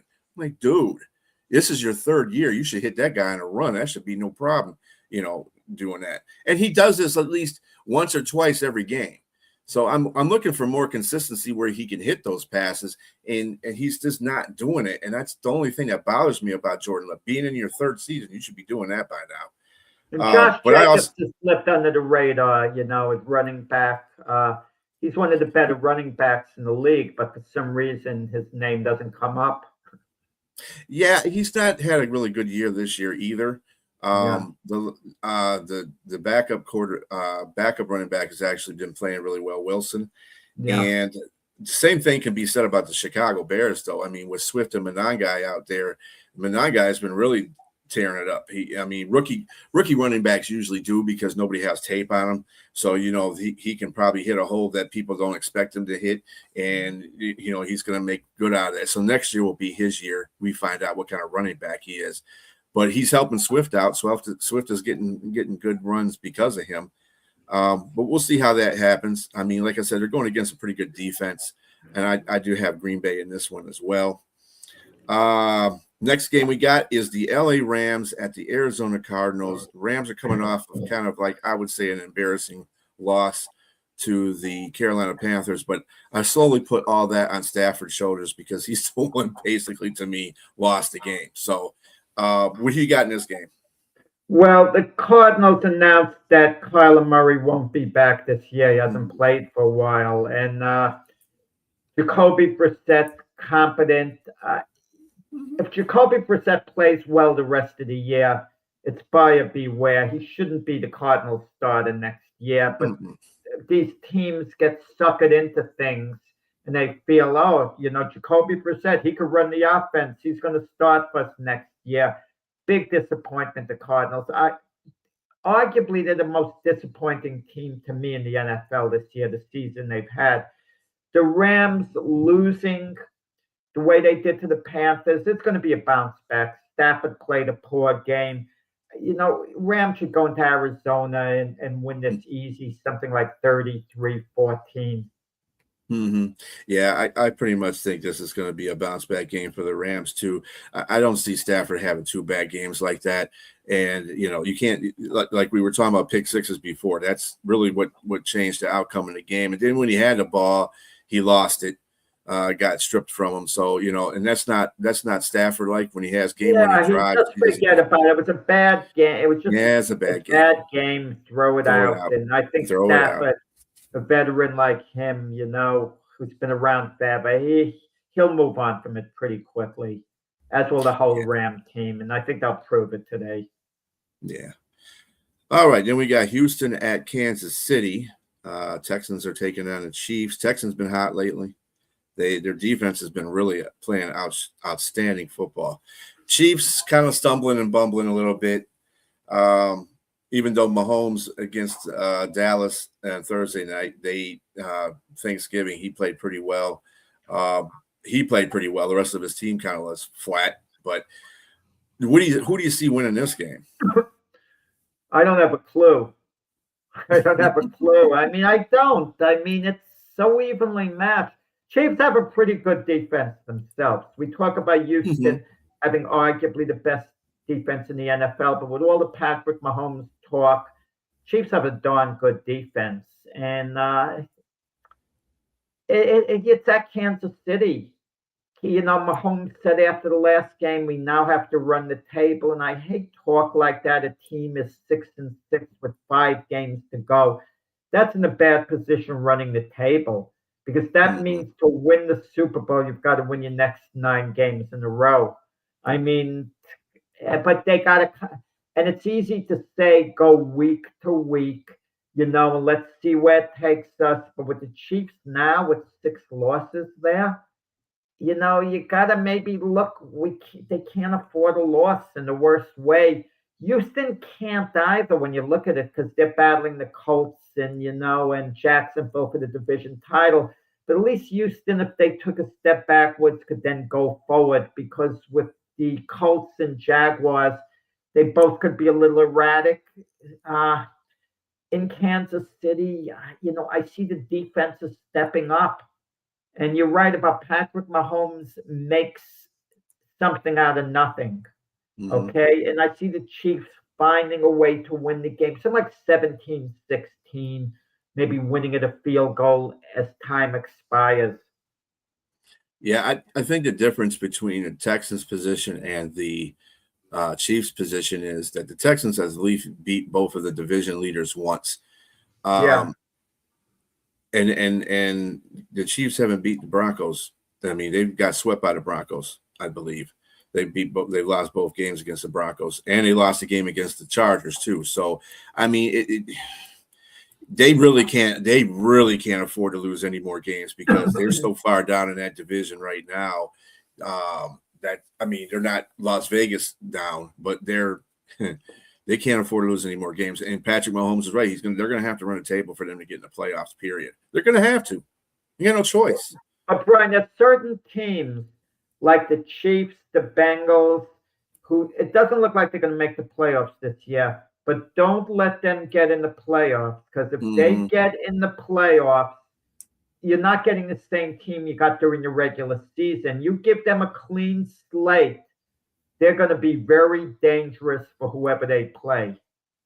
Yeah, I agree with that 100%. I think the Chiefs, if they get in the playoffs, you don't want to see them in the playoffs. I don't care what their record was. And that's the thing I don't like about the Chiefs a lot of times, too. I think they just play enough so they get in the playoffs so they can turn on a different level. And then once they get in the playoffs, they're pretty much untouchable. Yeah, but then you wonder, 6 losses. They've had other games where they knew they had to win, and they couldn't win. So what makes us think they're going to, they could run the table? Of course, it's possible, but to ask them to go 5-0 the rest of the way to make the playoffs, I mean, in a sense, it seems cut and dry for the Chiefs. You could say if they go 4-1, they probably don't make the playoffs. If they go 5-0, they probably sneak in. So it's pretty cut and dry. They're like a college team, how it used to be trying to win a national championship, where college teams in the past couldn't afford to lose one game. At most could lose one game to win the national championship, but it behooved them to be unbeaten. Chiefs have to be unbeaten the rest of the way, and not to win the Super Bowl. They got to go 9-0 essentially. Yeah, basically. I mean, they could be the team to do that, though. That's the thing about the Chiefs. But if it all comes together, it's possible. Yeah, if it all comes together, I just don't see it starting today. I think Houston beats them, and I think that's probably take the Chiefs out of the whole situation. Yeah, it's pretty much over for the Chiefs. When would have been the last time that late in the season, if that happens, Houston wins, where the Chiefs are playing games that aren't that meaningful? Can you imagine the Chiefs, the last game of the season, they're like 8-8? What's the mentality? We're playing for winning record. I mean, when has the Chiefs ever been in a meaningless game as far as the playoffs? Right. Concerned? Even before Patrick Mahomes started, they made the playoffs with Alex Smith as the quarterback. Yeah, I mean, they're a very capable team. I think Patrick Mahomes put them over the top once he started playing there. But every dynasty has to go through something like this anyway. And I still think the Chiefs have a pretty good dynasty. I just don't think that this is their year. If you look at it, Philadelphia had a couple of those years too when they were on there, with this current regime that they're under, where they won a Super Bowl and had a pretty good year the next year. But then one year they were like, 4 or 5 and something, and they didn't win the division. They stunk. But then the next year they bounced back and came back and played really well, and then they got to the Super Bowl a couple of years later. So, you got to take it's kind of like a breathing moment for the Chiefs. Maybe they just got to take a breath and say, well, maybe this isn't our year. If they lose to the Texans, this is what they should be saying. It's not our year this year, but we'll regroup. If Kelsey retires, we got to find somebody to take his place, whatever the case may be. People don't understand sports. It's so hard to get to just one Super Bowl. And it's so hard to year after year to get to a conference championship game, even if you don't win it year after year. That's why what the Patriots did for a couple of decades and what the Chiefs did was so remarkable. I mean, you get spoiled when you go on a run of championships. People expect it. It's so hard to win just one, because you have every franchise who's vying for the same thing. Yeah, and that's true. I mean, it's hard to win any championship in any league. And people just don't understand that fact. They say, oh, well, they're supposed to do this and they're supposed to do that. And you can see what's happening to both of the Super Bowl contenders last year. They're both struggling. I mean, Philadelphia's in a better place than Kansas City is, but still Philadelphia is struggling. They lost to Chicago. I mean, come on. Well, just between James, a Saints fan, you a Lion fan, myself a Jet fan, since the Super Bowl started, close to 60 years ago, our teams have been in the Super Bowl a combined 2 times total. So that should just tell you how hard it is to get there. and thinking about that too, at least if you're going by analytics, if there's 32 teams in the NFL, you think one team would get it, there would be a match for match. So to say that the Jets been in it once and the Saints been in it once, they both won. Lions have never been in it. That's almost 60 years of Super Bowl that these teams have been in, and they can't get but one championship. You know what I'm saying? 2 championships in between three teams. That tells you how rough it is. Yeah. But yeah. Speaking of those Philadelphia Eagles, on Monday night they're going to the Chargers. They're taking on that in LA. They're the Chargers in LA. They're favored by 2.5 points. Who you got in this game? This is another tough game to kind of predict. Yeah, I gotta feel the Eagles are going to rebound. I mean, not dominate the game. It's going to be a close game, but they'll find a way to get it done. Nick Sirianni now is getting more involved with the offense, with the play calling, and he's putting a stamp on it now. Okay, no excuses. They've won. I mean, they've lost their last 2 games, but you kind of wonder in what direction is the offense headed. They've had problems with their passing game, a lack of it. But Saquon Barkley he's not the same player. I mean, I can't believe in 1 year Saquon Barkley has aged and has lost some explosiveness. It does happen, but I can't believe it. What is going to be the method of operation on the offense going forward? Is it going to be the passing game, more emphasis on the running game? I don't know. Maybe the defenses have been, lined up to stop Saquon Barkley as the primary weapon. Maybe that's contributed to it. I don't know the reason, but we know there's turmoil in Philadelphia. There's real turmoil there going on. And it'll stop for the time being with the win over the Chargers in LA. And I think the Eagles will get it. I see them winning this one 23-20. But if they lose this game, and they lose it because the offense isn't functioning, it gets ugly in Philadelphia. If the Eagles' defense lets them down, but you see Barkley has a good game, A.J. Brown, Devontae Smith, the fans are going to be a little less hype on Philadelphia if that happens. And they wouldn't blame Sirianni as much if it's just a defensive collapse to a degree. But offensively, that's where everyone is focused on Philadelphia. Like, what the heck is going on? Are they using the players the right way? Well, I think this point that Monkey makes, Hurts not being such a dual threat this season, Barkley gets targeted more. That's the truth.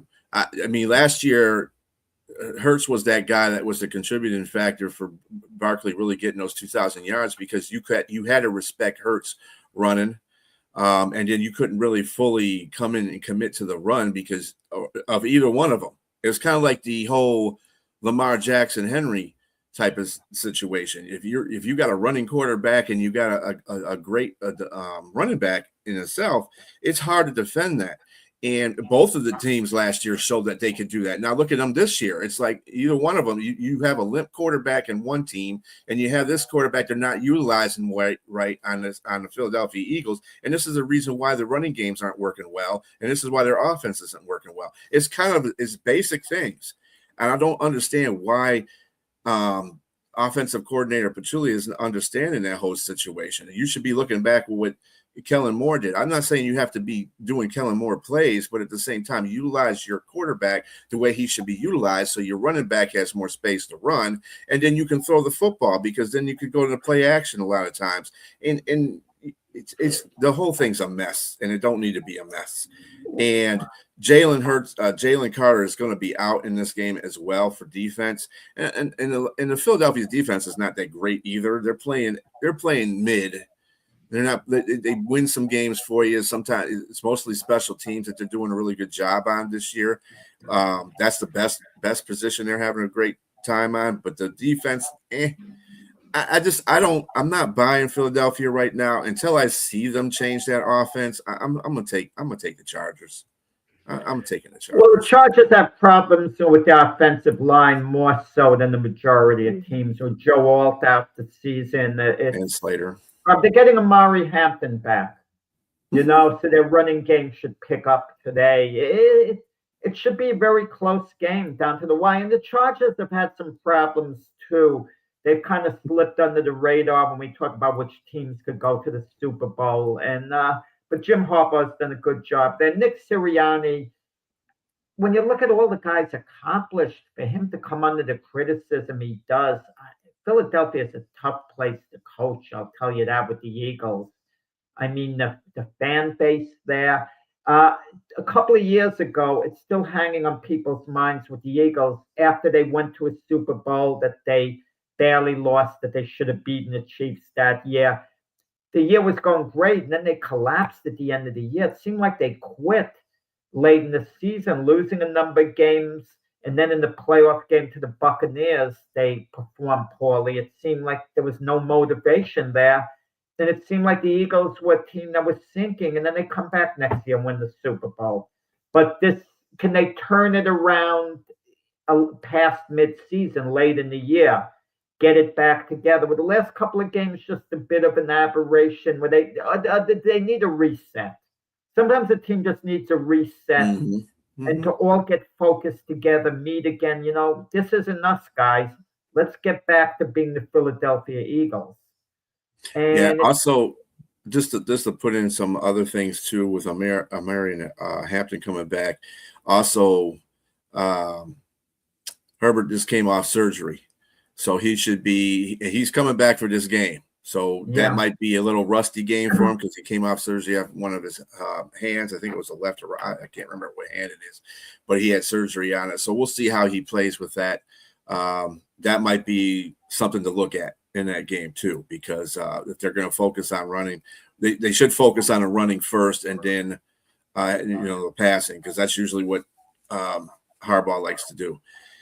But that'll be an interesting game. I like I said, I had the Chargers winning that one until I see something from the Eagles that's going to make me believe that they're going to be contending, because it kind of reminds me of the 23 season when they didn't have a good offensive or a good defensive coordinator, and they were just all over the place. And then they started off really well, and then they just kind of faded at the end of the season. And then other than that will conclude our games for this day. There was a question that I wanted to give to you there, Jack, that we had before. Hold on just a minute. Here we go. It was asked, do you think who's in the worst position, JJ Penix or Rattler? Rattler's in the worst position. That's a fair question, because Rattler was given a starting position with the Saints and it didn't work out. And Shuck has taken over. They're not going to go back to Rattler next year as the starter. The only way Rattler could conceivably be a starter for the Saints in the future, if an injury takes place, he fills in the rest of the year, plays great, then comes to camp next year. I don't see it. Penix is going to be the starter for the Falcons next year. He's going to be the starter. I mean, Kirk Cousins isn't going to be there next year.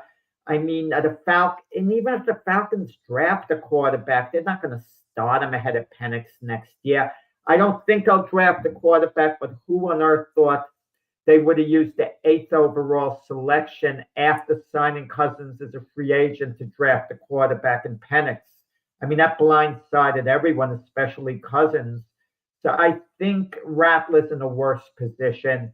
I don't even know will he be with the Saints next year. And if it is, it's going to be in the backup role. But Penix is going to be starting for the Falcons. Yeah, I wonder how it's going to set with Rattler next year too, mind-wise, because his mentality, because he was the rookie the previous year, and this was his sophomore year, and he still couldn't. He's still not getting a starting job. So I wonder how that's going to sit with him mentally. He wasn't drafted highly, Brian. I know. Rattler was a number 1 draft pick who thought he'd have a future there. He'd start. You know how teams look at it too. It's like they look to see what their investment was. A 5th-round draft choice isn't an investment, okay? They don't have to stick with a guy. We were talking about J.J. McCarthy before. Had J.J. McCarthy been drafted in the 4th round, would we even be talking about him maybe starting for the Vikings next year? Because he was a 1st-round pick who they gave up extra draft capital to get, they invested a lot. They looked bad if they move on from him too quickly. So they give him every chance to succeed. I mean, that's just the way it works. Where you draft a guy determines how much slack you're going to give him. That's why you get these guys who are drafted very highly, like a Zach Wilson with the Jets, and now he's with the Dolphins. Yeah, they're always going to have a roster spot because he was the number 2 overall pick in the draft. Marcus Mariota, had he been drafted in the 6th round instead of being the 2nd overall pick in the draft behind Jameis Winston that year, Mariota might not even be in the league still. Mm-hmm. Yeah, I do think Penix is in a bad position too, because he's injury prone, and this is his 2nd year, and he's been injury prone all in his last 2 years. Do you think that obviously Cousins is not going to be on the team next year? Do you think they draft another quarterback, Atlanta? The way things look now, they'll have a reasonably high draft pick. But let's see what their record is at the end of the year, who might fall to them. Sometimes teams take a player at a position they didn't anticipate would be available, and he kind of falls to them in a way because they like him a lot. That makes some sense with Mac Jones with the Falcons. It does make some sense. But if the Falcons sign Mac Jones, that means they've given up on Penix. I haven't been impressed with Penix when he played. He'd miss a lot of wide open receivers. But what did the Falcons think of Penix? They drafted him number 8 overall. Are they willing to give up on him now? And there's the X factor. It's unlikely Raheem Morris is going to be back. So the new coach is either going to be told, are you willing to have Penix as your quarterback? And his job might depend on it if that's what the GM and ownership are for. So the new coach is going to have to live life with Penix, or will the new coach be given a complete say? He could decide who his quarterback is. He's going to be allowed to make the decisions. We don't know how that's going to transpire in the offseason. Yeah, it's probably one of those interviews that's going to happen where they have to, bring in Word or something like that so they can put on a slideshow for him and say, well, is this quarterback that you get, or if I can get this quarterback here, this is what he can do for this, and this. It might have to go on that. It might have to be dependent on that. Whatever interview will impress the Atlanta staff more as far as the offense is concerned. I think their defense is fine. And this is another reason why I think Rashid, he failed in so many areas. Defenses should not be an area he should have failed at. He should have been fine with defense, but he's showing he's not that coach they need right now. He probably would be a good defensive coordinator. I'm pretty sure he'll probably be somebody's defensive coordinator if and when he gets fired from this gig here. But I don't know. We'll see. Right, I don't know whether we went over the Seahawks-Falcon game. Did we pass on that? I like the Seahawks by a touchdown. Yeah, we did that one. We did that. Okay. Yeah, okay, but it depends on the coach. If it's a high-profile coach, he's going to have the independence to call the shots. Well, who might be available? That's the thing about it. I could see a guy like Robert Salah being given a second chance if the 49ers continue to play well, and certain other assistants. But if you get a guy, a big name, and I don't know any big name who's out there, he's going to have the independence to decide who his quarterback's going to be. And it's up to ownership now.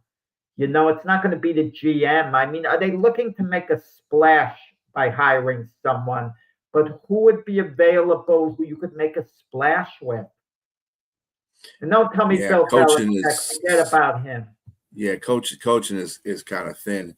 You're right. And if it's Salah that they get, I mean, do they think another defensive coach is going to be the answer? Well, the Falcon defense hasn't been bad this year. That's the thing about it. They haven't been where they needed to be either. But at the same time, their offense is what you need to fix. Wait. The Falcon defensive coordinator is Jeff Ulrich, who was Salah's defensive coordinator with the Jets. And when Salah got fired, Ulrich who in Salah, who got along great reportedly, was made the interim coach.